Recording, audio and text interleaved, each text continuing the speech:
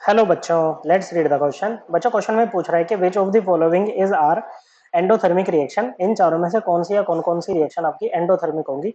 देखो बच्चों, हमारे पास ना मेनली दो टाइप की रिएक्शंस होती हैं। ओके, एक तो होती है बच्चों आपके पास में एक्सोथर्मिक रिएक्शन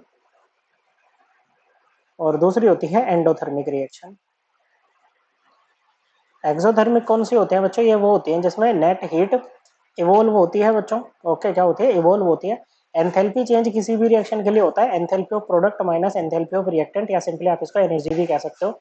ओके, और जब हीट इवोल्व होती है ना बच्चों, तो एंथैल्पी ऑफ प्रोडक्ट जो है ना वो लेस होती है एंथैल्पी ऑफ रिएक्टेंट से। तो ऐसे में डेल्टा एच क्या आएगा बच्चों? नेगेटिव आएगा। तो डेल्टा एच नेगेटिव होता है एक्सोथर्मिक रिएक्शन के लिए। एंडोथर्मिक रिएक्शन वो होते हैं जिनमें नेट हीट एब्जॉर्ब होती है बच्चों, और एनर्जी ये एंथैल्पी ऑफ प्रोडक्ट ग्रेटर होती है एंथैल्पी ऑफ रिएक्टेंट से। तो इनके लिए डेल्टा एच जो होता है ना वो पॉजिटिव होता है। क्या है बच्चों? पॉजिटिव होता है।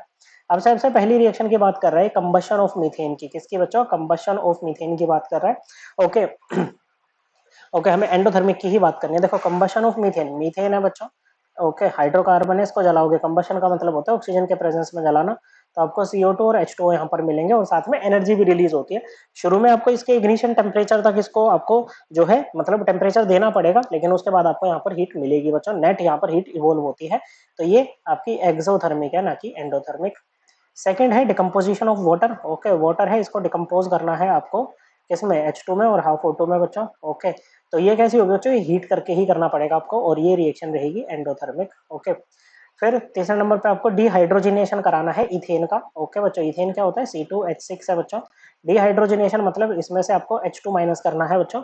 ओके, और आपको मिलेगा C2H4। ओके, और डिहाइड्रोजिनेशन भी जो होती है ना बच्चों, ये आपकी एंडोथर्मिक रिएक्शन ही होती है। इसमें आपको नेट हीट देनी पड़ती है बच्चों। फोर्थ है बच्चों conversion of carbon graphite. Okay बच्चों, का ग्रेफाइट मतलब ग्रेफाइट और टू डायमंड जाना है बच्चों। ग्रेफाइट और डायमंड क्या है? ये कार्बन के एलोट्रोप्स होते हैं बच्चों। अब इनमें दोनों में सब ज्यादा थर्मोडायनेमिकली मतलब थर्मोडायनेमिकली मोर स्टेबल कौन सी होती है बच्चों? थर्मोडायनेमिकली मोर स्टेबल फॉर्म होती है ग्रेफाइट। क्या होती है? ग्रेफाइट। तो अगर हम थर्मोडायनेमिकली मोर स्टेबल से थर्मोडायनेमिकली लेस स्टेबल की तरफ जाएंगे तो क्या रहेगा बच्चों? तो ऐसे में आपको हीट देनी पड़ेगी, एनर्जी आपको देनी पड़ेगी बच्चों। ओके, तो ये भी आपकी एंडोथर्मिक होगी बच्चों। सो करेक्ट आंसर एंडोथर्मिक बतानी है option 2, option 3 and option 4। I hope आपको ये एकदम क्लियर हो गया होगा। थैंक यू बच्चों।